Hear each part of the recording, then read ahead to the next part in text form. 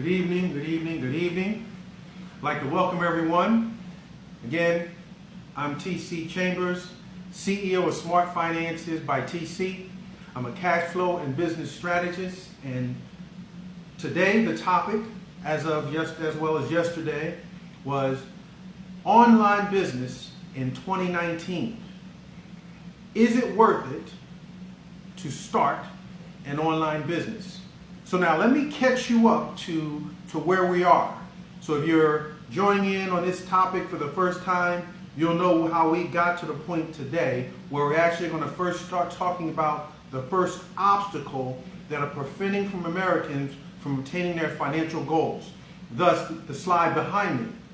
So when we first posed the question about online businesses, is it worth it? Well, it came back with a resounding yes. It's absolutely worth it, and it's absolutely necessary. And so we wondered why. Why is it so important to start a home-based business or a web or online business? Why would someone say it's so important? Well, in America, we're a capitalistic society. So that basically means you are either a capitalist or you are a consumer. You are selling or providing a product or service, or you're purchasing a product or service, or someone's selling it to you. So you're smack dab in the middle of it. The question is going to be, what role are you going to play? Now, why is this all so important? Because it's simple. If you take all the emotion out of it and you look at it numerically, you have to ask yourself, who is positioned the strongest financially? What grouping obtains the most financial success or the most amount of wealth in America? It's simple. The capitalists do, not the consumers. Of the capitalists, we're talking entrepreneurs and investors. They clearly maintain and possess the most significant amount of wealth in America. So, if your goal is to obtain financial success, wealth, build a legacy for your children, your grandchildren, then you have to do what those do and have done that possess it all, and that's be a capitalist in America. And I know I have an international audience, and many of the things I talk about you'll be able to apply in other countries in your country, but specifically speaking to those in America, either you're at the table or you're on the menu. Bottom line, you're at the table or you're on the menu. Now, I then talked about the strategy that the masses are employing. They're using in an attempt to reach personal financial success, to reach their financial goals. And right before strategy, I talked about lies. About sometimes there are lies told that you tell them so much, you repeat it so much, that you really actually start believing it. And also there's some lies that exist that fall into the no harm, no foul. You know, one of those such lines is that the sun rises in the east and sets in the west. Absolutely untrue, absolutely the biggest lie out there today. We perpetuate it, but it's one of those no harm, no foul lies. Now people look at me like, what do you mean? The sun does rise in the east and sets in the west. No, it doesn't. The sun doesn't move. The earth evolves around the sun. So if the sun doesn't move, then it can't perform that action word of rise, nor that action word of set. But again, it's one of those situations where there's no harm, no foul. People can say it and believe it. It really doesn't matter. But make sure you answer the question correctly on Who Wants to Be a Millionaire. Make sure you know the difference. But everyday life, it doesn't really matter. Well, there's another lie that's been perpetuated for the past couple generations. And it's been told so much, repeated so much, that the masses are really starting to believe it. But they know it doesn't work. Here's the lie. All one needs to do in America in order to reach financial success is go to school, get a good education. Now, there's nothing wrong with learning. You can't ever stop learning. You need to be learning something new every single day. However, they then say use that knowledge, leverage that knowledge to get yourself a good paying job. There's nothing wrong with that. Work is honorable. Nothing wrong with a job is providing food on the table, roof over the head, allowing people to put their kids in school. Now, they say, while you're working that job, all you need to do is put some money away in your retirement account, and down the road, you're going to be okay. Well, that dog don't hunt. The past two generations have been working 30, 40, 50 years and still can't stop working because that down the road has never come. But guess what? It is not their fault. See, if you've been working 30 years and you can't stop working, it's not your fault. 40 years you can't stop working, it's not your fault. You cannot be expected to accomplish something or know something that wasn't taught to you, or that you weren't encouraged to go out and learn on your own. See, I want you to think about it. Think back to the coffee table, the dining room table, the kitchen table, when you overheard your parents talking about how money works, how a 401k, a 403b, how a retirement account works. See, 4 generations so back, companies provided pensions. Now, pensions is a different story. Pensions are different from a 401k, 403b, TSP, very different. See, when a person worked 20 plus years on their job and then they got a pension, it was set up so the pension is enough to take care of you for the rest of your life. But retirement accounts aren't the same. They don't operate the same way. They don't deliver the same way that a pension does. So if you fail to adjust, it's like that book, Who Moved My Cheese? One grouping of mice just refused to adapt and they never got to the cheese. The other group of mice, they understood that they needed to adapt. They needed to make some change and they were able to get to the cheese. Well, unfortunately, generations have failed to adjust and adapt. Now, obtaining personal financial success, it's simple. Most Americans have 2 basic objectives, 2 financial objectives. One is to make enough money now during our working years. Well, that job thing helps us do that. Make enough money, get a roof over our head, put some food on the table, take care of our families, and give us a lifestyle we've come to become accustomed to. The second objective, however, is to be able to maintain that lifestyle, ideally improve upon that lifestyle, but you no longer have to work. So some of us call that retirement, some of us call that financial independence. Now, unfortunately, the individuals using that strategy, 96% of them fail to obtain financial success or retirement using that strategy. So only 4% pass, 4% win. So think about you taking a test in school, an A is 100, but you get a 4. That strategy don't hunt. It's a failing strategy. So that means you have to complement or supplement that strategy to get where you're going. Now, how do you go from working, exchanging your time, labor, and skills for dollars, to no longer having to work, and now you have something taking care of you? Now, the thought process is your retirement account is supposed to take care of you. But numerically, it's impossible only because the masses aren't taught how to do that. They weren't taught how money grows. They weren't taught about compound interest. They don't taught the fact that what are some of the investment products that you would be purchasing inside your 401k, 403b, or TSP. Does a bond grow at the same rate potentially as a stock? How does that work? See, they weren't taught those simple things. And it's simple to those who know, but it sounds like it's complicated and mysterious to those who don't. So it just means we have to get more people to know. But bottom line is, in order to go from working for your money to having assets pay you the money you need, then that means while you're working, you have to be buying, building, and growing income-producing assets. See, those are those things that make you money when you're not working. Stocks, bonds, annuities, real estate portfolios, residual-based businesses. All those things that during your working years you buy, build, and grow in order to be able to have those assets to take care of you so you no longer have to work. In other words, how do you get your time back? How do you get your 40 to 60 hours back so you then can live life on your terms? Get up when you want, go where you want, dress how you want, stay as long as you want, come back when you want. All those things. You know, a grown person that don't have other grown folks telling them what to do. That's what we all aspire to do when we were in our parents' house. Couldn't wait to get out of our parents' house so we can live life on our own terms. Well, life had something different in mind for us. Well, guess what? It's time to switch that and get that back to be able to live life on our terms. Now, today is now about addressing the obstacles that are preventing millions of Americans from reaching their financial goal.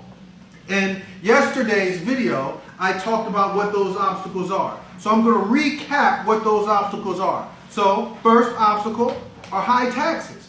High taxes take up so much of your valuable cash flow that you don't have enough to put in your 401k so you can reach that goal. Now, we also, and we'll talk about it down the road, maybe I'll do it over a webinar, most people don't understand what the goal is they're trying to reach. See, how much money do you need to have in your 401k such that interest off of the loan will take care of you for the rest of your life? So it's a lot of cash flow that needs to go in order for that to happen.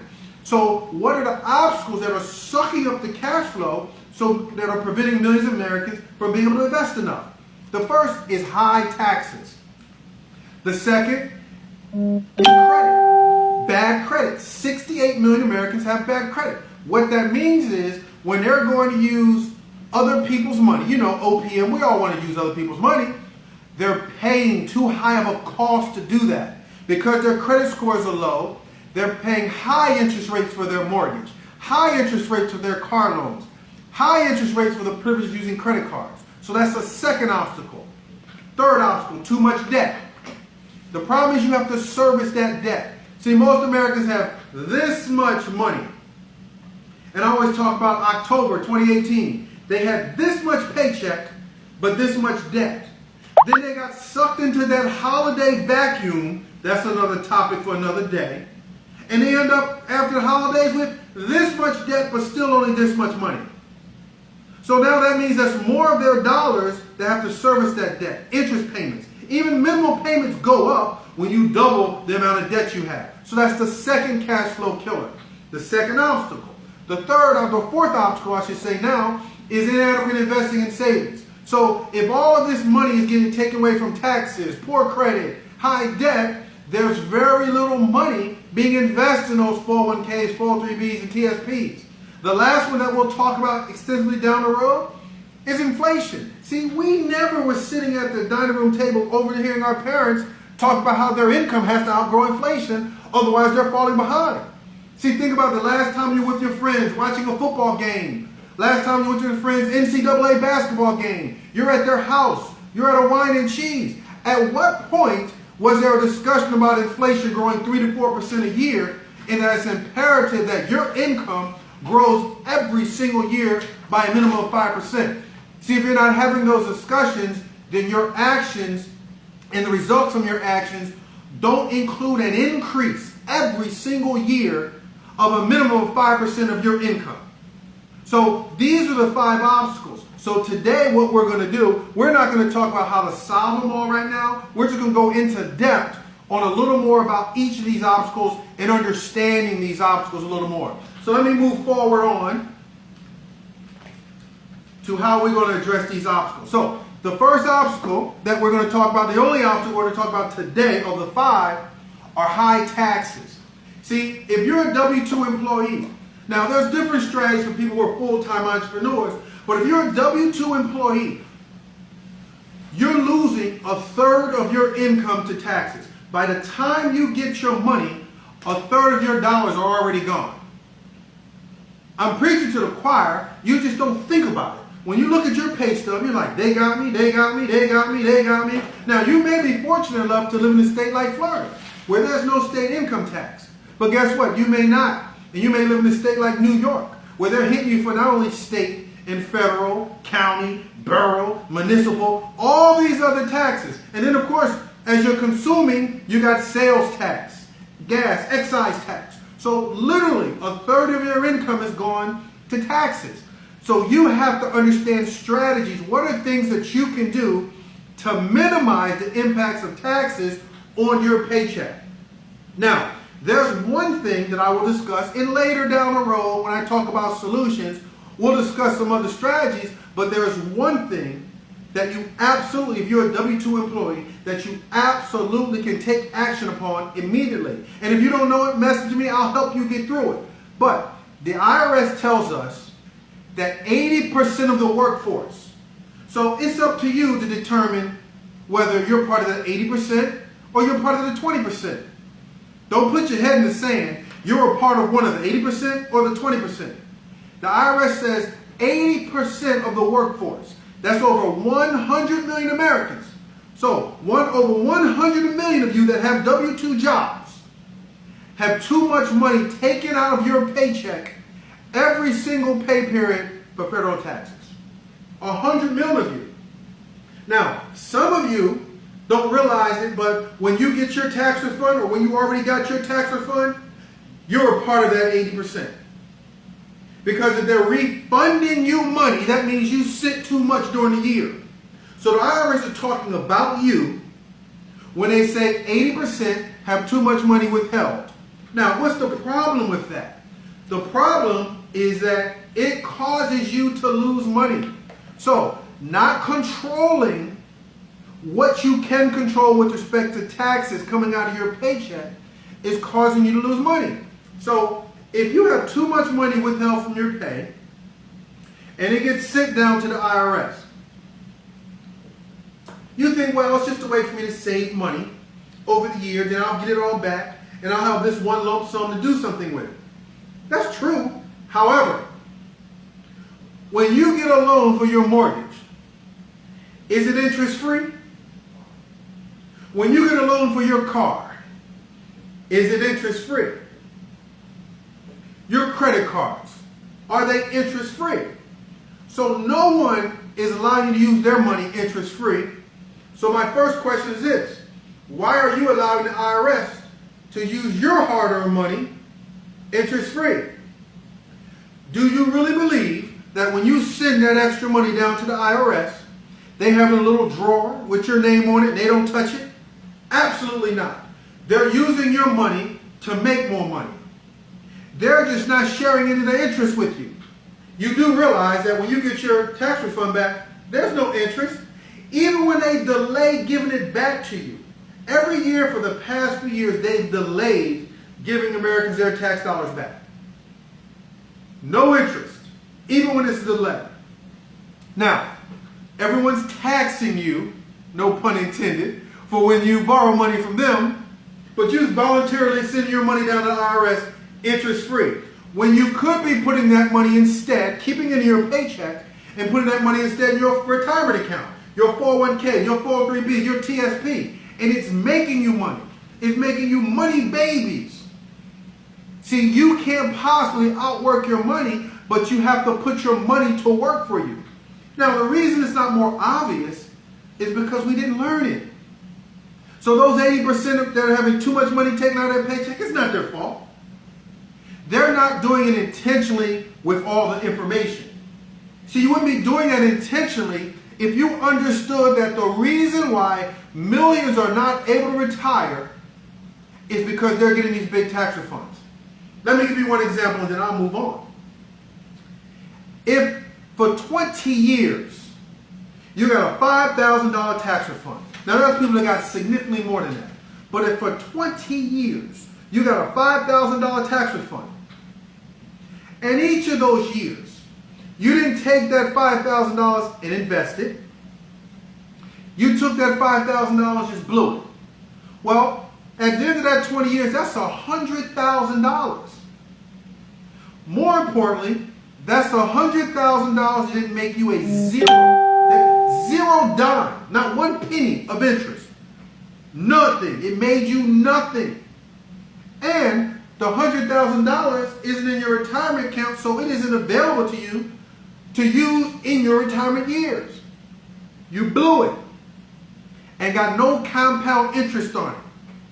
So that's why our company, myself as a cash flow and business strategist, I say maximize your take-home pay. Get every single red cent that you should be getting in your paycheck. And now you use that money to buy, build, and grow income-producing assets, so when you're ready to stop working, you have something there that will take care of you for the rest of your life. You have something that will take care of your children and your grandchildren.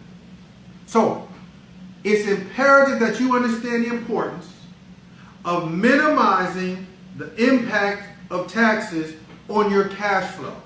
You have to put strategies in place to allow you to keep more of your hard-earned dollars. And one way to do that, there's many, and I'll go into more as the days go on. One sure-shot way is to get all those tax dollars in your paycheck every single pay period that you should be getting. Now, there's a form called the IRS Form W4 that gives you the ability to maximize that take-home pay. If filled out correctly, in fact, there's multiple worksheets that you can complete. that typically allows the people that I help to put $200 to $500 back in their paycheck. See, right now, if you're listening to my voice, you're watching me, you're one conversation, you're one webinar away from giving yourself a $200 to $500 pay raise. You don't have to ask your boss. You don't have to work overtime. You don't have to give a part-time job.